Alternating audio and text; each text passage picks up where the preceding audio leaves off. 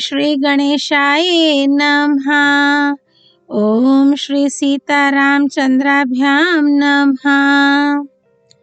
श्रीमद् वाल्मीकि रामायण युद्ध कांड सर्ग 100 और 101। सर्ग 100। राम और रावण का युद्ध, रावण की शक्ति से लक्ष्मण का मूर्छित होना तथा रावण का युद्ध से भागना।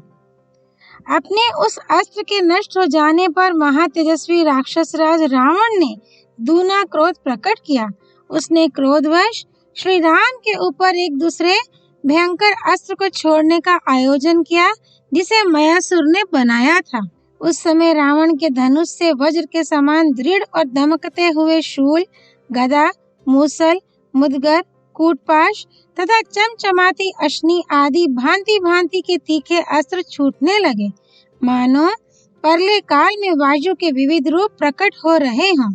तब उत्तम अस्त्र के ज्ञाताओं में श्रेष्ठ महातेजस्वी श्रीमान रघुनाथ जी ने गांधर्व नामक श्रेष्ठ अस्त्र के द्वारा रावण के उस अस्त्र को शांत कर दिया। महात्मा रघुनाथ जी के द्वारा उस अस्त्र के प्रतिहत हो जाने पर रावण के नेत्र क्रोध से लाल हो गए और उसने सूर्यास्त्र का प्रयोग किया। फिर तो भयानक वेगशाली बुद्धिमान राक्षस दशग्रीव के धनुष से बड़े बड़े तेजस्वी चक्र प्रकट होने लगे। चंद्रमा और सूर्य आदि ग्रहों के समान आकार वाले वे दीप्तिमान अस्त्र शस्त्र सब और प्रकट होते और गिरते थे। उनसे आकाश में प्रकाश छा गया और संपूर्ण दिशाएं उद्भासित हो उठी।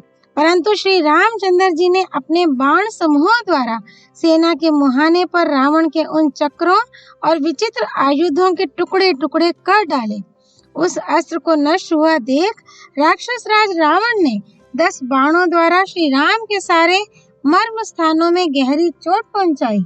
रावण के विशाल धनुष से छूटे हुए उन 10 बाणों से घायल होने पर भी महातेजस्वी श्री रघुनाथ जी विचलित नहीं हुए। तत्पश्चात समर विजय श्री रघुवीर ने अत्यंत कुपित हो बहुत से बाण मारकर रावण के सारे अंगों में घाव कर दिया। इसी बीच में शत्रु वीरों का संहार करने वाले महाबली रामानुज लक्ष्मण ने कुपित हो 7 सहायक हाथ में लिए। उन महान वेगशाली सहायकों द्वारा उन महातेजस्वी सुमित्रा कुमार ने रावण की ध्वजा के, जिसमें मनुष्य की खोपड़ी का चिन्ह था, कई टुकड़े कर डाले। इसके बाद महाबली श्रीमान लक्ष्मण ने एक बाण से उस राक्षस के सारथी का जगमगाते हुए कुंडलों से मंडित मस्तक भी काट लिया। इतना ही नहीं, लक्ष्मण ने 5 पैने बाण मारकर उस राक्षस राज के हाथी की सूंड के समान मोटे धनुष को भी काट डाला। तदनंतर विभीषण ने उछलकर अपनी गदा से रावण के नील मेघ के समान कांति वाले सुंदर पर्वताकार घोड़ों को भी मार गिराया। घोड़ों के मारे जाने पर रावण अपने विशाल रथ से वेग पूर्वक कूद पड़ा और अपने भाई पर उसे बड़ा क्रोध आया। तब उस महान शक्तिशाली प्रतापी राक्षस राज ने विभीषण को मारने के लिए एक वज्र के समान प्रज्वलित शक्ति चलाई।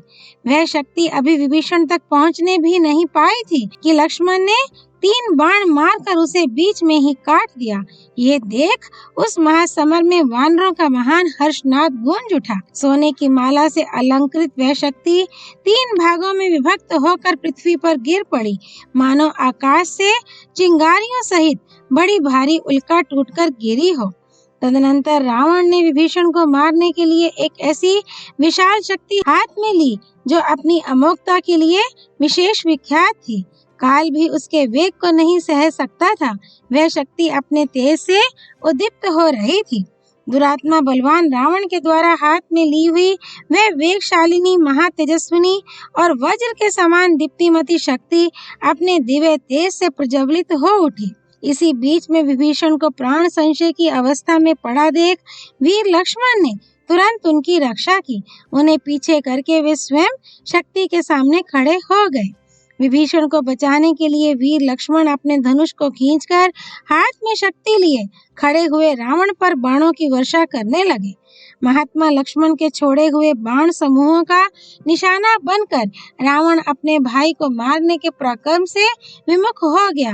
अब उसके मन में प्रहार करने की इच्छा नहीं रह गई। लक्ष्मण ने मेरे भाई को बचा लिया, ये देख रावण उनकी ओर मुंह करके खड़ा हो गया और इस प्रकार बोला, अपने बल पर घमंड रखने वाले लक्ष्मण, तुमने ऐसा प्रयास करके विभीषण को बचा लिया है, इसलिए अब उस राक्षस को छोड़कर मैं तुम्हारे ऊपर ही इस शक्ति का प्रहार करता हूँ। ये शक्ति स्वभाव से ही शत्रुओं के खून से नहाने वाली है।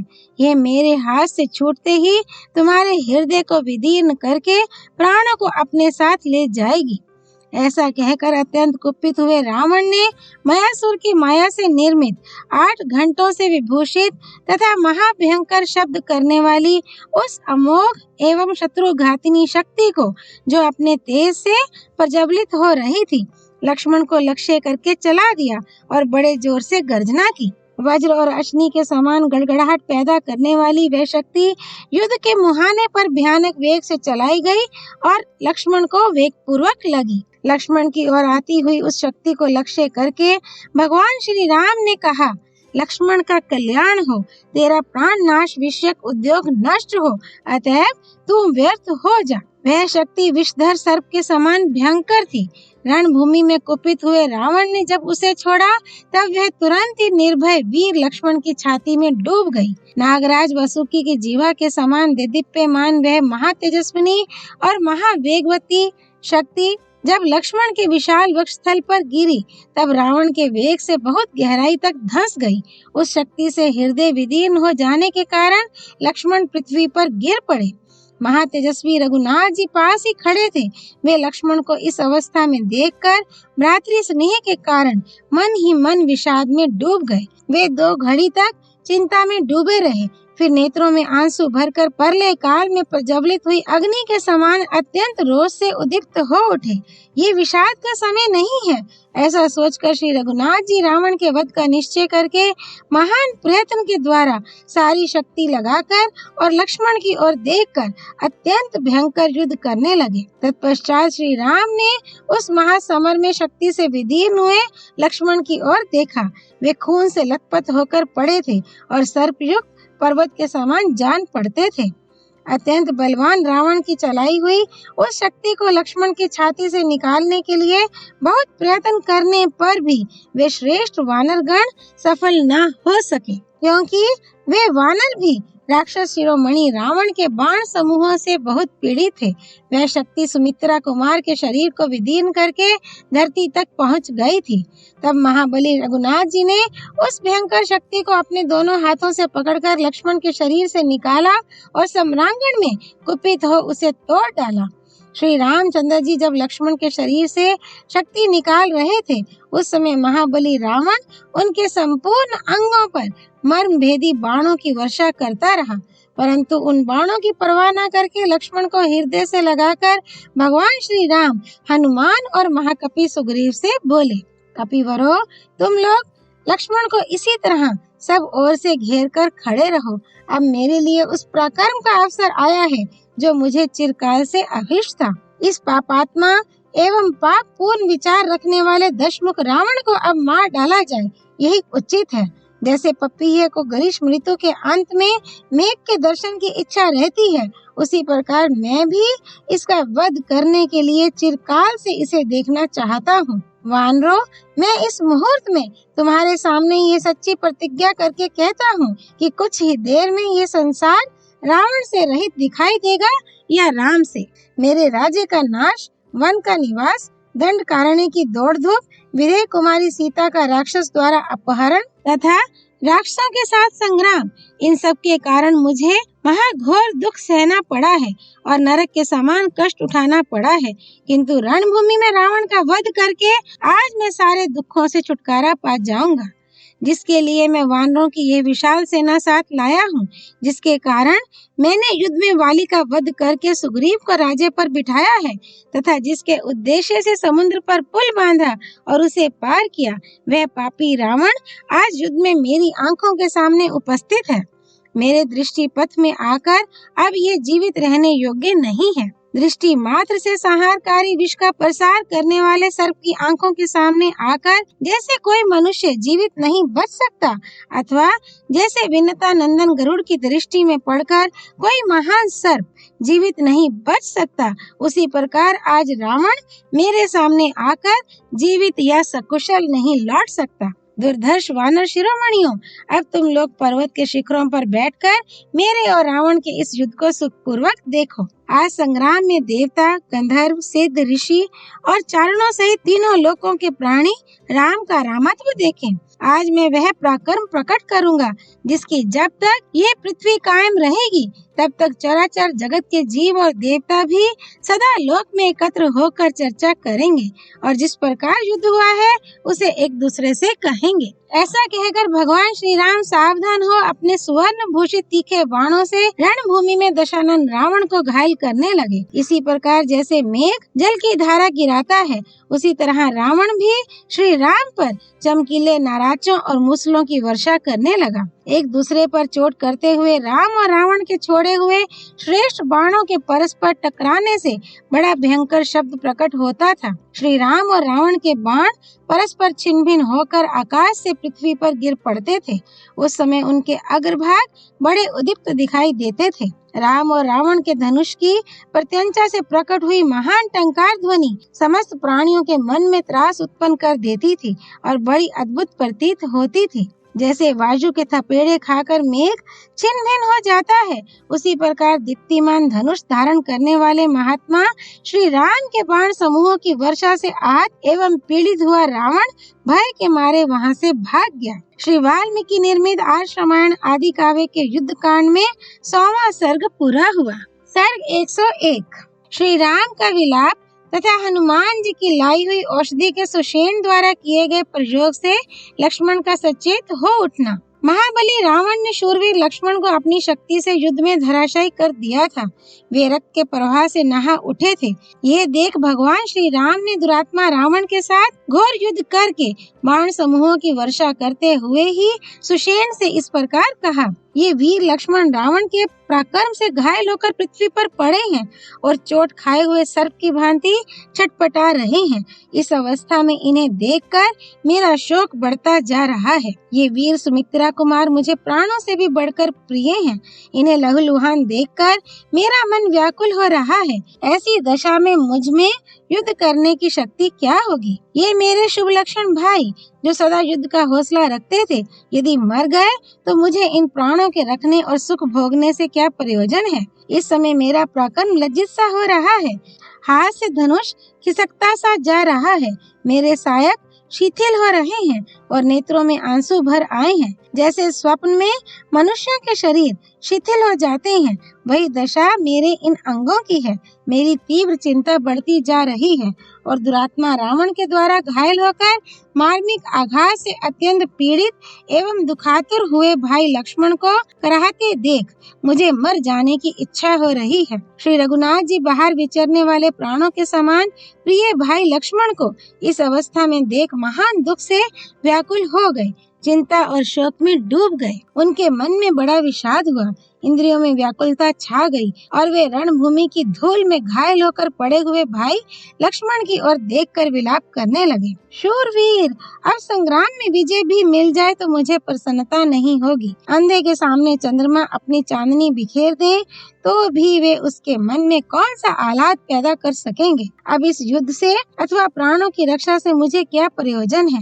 अब लड़ने भिड़ने की कोई आवश्यकता नहीं है। जब संग्राम के मुहाने पर मारे जाकर लक्ष्मण ही सदा के लिए सो गए, तब युद्ध जीतने से क्या लाभ है? वन में आते समय जैसे महातेजस्वी लक्ष्मण मेरे पीछे पीछे चले आए थे, उसी तरह यमलोक में जाते समय मैं भी इनके पीछे पीछे जाऊंगा। हाय, जो सदा मुझ में अनुराग रखने वाले मेरे प्रिय बंधु जन थे, छल से युद्ध करने वाले निशाचरों ने आज उनकी यह दशा कर दी। प्रत्येक देश में स्त्रियां मिल सकती हैं, देश देश में जाति भाई उपलब्ध हो सकते हैं, परंतु ऐसा कोई देश मुझे नहीं दिखाई देता जहाँ सहोदर भाई मिल सके।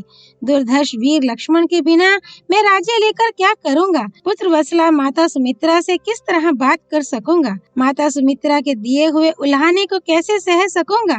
माता कौशल्या और कैकेयी को क्या जवाब दूंगा? भरत और महाबली शत्रुघ्न जब पूछेंगे कि आप लक्ष्मण के साथ वन में गए थे, फिर उनके बिना ही कैसे लौट आए, तो उन्हें मैं क्या उत्तर दूंगा? अतः मेरे लिए यहीं मर जाना अच्छा है। भाई बंधुओं में जाकर उनकी कही हुई खोटी खरी बातें सुनना अच्छा नहीं। मैंने पूर्व जन्म में कौन सा अपराध किया था जिसके कारण मेरे सामने खड़ा हुआ मेरा धर्मात्मा भाई मारा गया? हाँ भाई नरश्रेष्ठ लक्ष्मण, हाँ प्रभावशाली शूर परवर, तुम मुझे छोड़कर अकेले क्यों परलोक में जा रहे हो? भैया मैं तुम्हारे बिना रो रहा हूँ, तुम मुझसे बोलते क्यों नहीं हो? प्रिय बंधु उठो, आंख खोलकर देखो, क्यों सो रहे हो? मैं बहुत दुखी हूँ, मुझ पर दृष्टिपात करो। महाबाहो, पर्वतों और वनों में जब मैं शोक से पीड़ित हो प्रमत्त एवं विषादग्रस्त हो जाता था, तब तुम ही मुझे धैर्य बंधाते थे। फिर इस समय मुझे क्यों नहीं सांत्वना देते हो? इस तरह विलाप करते हुए भगवान श्री राम की सारी इंद्रियां शोक से व्याकुल हो उठी थीं।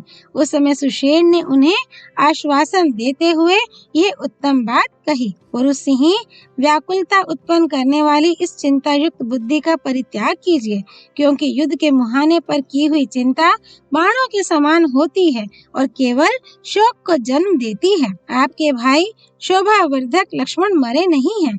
देखिए, इनके मुख की आकृति अभी बिगड़ी नहीं है और न इनके चेहरे पर कालापन ही आया है। इनका मुख प्रसन्न एवं कांतिमान दिखाई दे रहा है। इनके हाथों की हथेलियां कमल जैसी कोमल हैं, आंखें भी बहुत साफ हैं।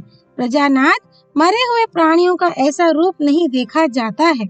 शत्रुओं का दमन करने वाले वीर, आप विषाद ना करें, इनके शरीर में प्राण है। वीर ये सो गए हैं, इनका शरीर शिथिल होकर भूतल पर पड़ा है, सांस चल रही है और हृदय बारंबार कंपित हो रहा है, उसकी गति बंद नहीं हुई है। ये लक्षण इनके जीवित होने की सूचना दे रहा है। श्री रामचंद्र जी से ऐसा कहकर परम बुद्धिमान सुषेण ने पास ही खड़े हुए महाकपि हनुमान जी से कहा, स्वामी तुम शीघ्र ही यहाँ से महोदय पर्वत पर, जिसका पता जामवान तुम्हें पहले बता चुके हैं, जाओ और उसके दक्षिण शिखर पर उगी हुई विशल्य करनी, सावर्ण्य करनी, संजीव करनी तथा संधानी नाम से प्रसिद्ध महौषधियों को यहाँ ले आओ। वीर उन्हीं से वीरवर लक्ष्मण के जीवन की रक्षा होगी।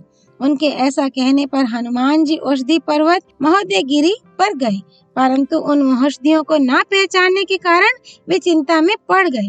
इसी समय अमित तेजस्वी हनुमान जी के हृदय में ये विचार उत्पन्न हुआ कि मैं पर्वत के इस शिखर को ही ले चलूं। इसी शिखर पर वह सुखदायिनी औषधि उत्पन्न होती होगी, ऐसा मुझे अनुमानता ज्ञात होता है, क्योंकि सुषेण ने ऐसा ही कहा था। यदि विशल्य करणी को लिए बिना ही लौट जाऊं तो अधिक समय बीतने से दोष की संभावना है और उससे बड़ी भारी घबराहट हो सकती है। ऐसा सोचकर महाबली हनुमान तुरंत उस श्रेष्ठ पर्वत के पास जा पहुँचे और उसके शिखर को 3 बार हिलाकर उसे उखाड़ लिया। उसके ऊपर नाना प्रकार के वृक्ष खिले हुए थे। वानर श्रेष्ठ महाबली हनुमान ने उसे दोनों हाथों पर उठाकर तोला। जल से भरे हुए नीले मेघ के समान उस पर्वत शिखर को लेकर हनुमान जी ऊपर को उछले।